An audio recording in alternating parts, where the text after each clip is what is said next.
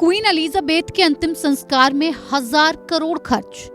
Britain सरकार ने करोड़ों रुपए किए खर्च। 10 दिनों तक चला था कार्यक्रम। ब्रिटिश सरकार का खुलासा। ब्रिटेन की महारानी क्वीन एलिजाबेथ के निधन के 8 महीने बाद वहां की सरकार ने उनके अंतिम संस्कार पर आए खर्चे की जानकारी सार्वजनिक की है। सरकार ने 18 मई को इसका खुलासा किया और बताया कि 8 सितंबर को उनके निधन के बाद 10 दिनों तक कार्यक्रम चले थे। इसमें $200 मिलियन यानी 1000 करोड़ रुपए का खर्च आया था। ये 1965 में पूर्व प्रधानमंत्री विंस्टन चर्चिल की मौत के बाद ब्रिटेन में हुआ पहला स्टेट फ्यूनरल था, यानी ऐसा अंतिम संस्कार था जो सरकार की तरफ से किया गया था। एक तस्वीर आपको दिखाते हैं जो क्वीन एलिजाबेथ के अंतिम संस्कार की है। वेस्टमिंस्टर एबे के बाहर लोगों की भीड़ को देख सकते हैं, जिसमें महारानी के अंतिम संस्कार में लाखों की भीड़ जमा हो गई थी। महारानी के अंतिम संस्कार में 2 लाख से ज्यादा लोगों की भीड़ उमड़ी थी।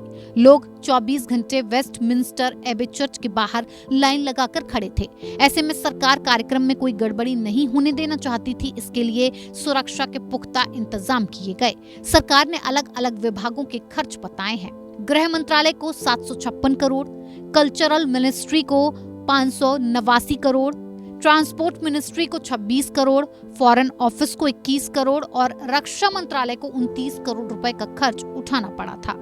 एक तरफ जहां क्वीन एलिजाबेथ II के अंतिम संस्कार में ब्रिटेन को 1000 करोड़ का खर्च उठाना पड़ा था, वहीं उनके निधन के 8 मई बाद हुए उनके सबसे बड़े बेटे किंग चार्ल्स की ताजपोशी में भी सरकार ने 513 करोड़ से 1000 करोड़ रुपए तक का खर्च उठाया था। इसका कई राजशाही विरोधी संगठनों ने विरोध किया था। 6 मई को हुई ताजपोशी में एक तरफ जहां राजशाही के समर्थक जुटे थे, तो दूसरी तरफ ताजपोशी के विरोध में लोगों ने मार्च निकाला था। एक नजर एलिजाबेथ की जिंदगी पर।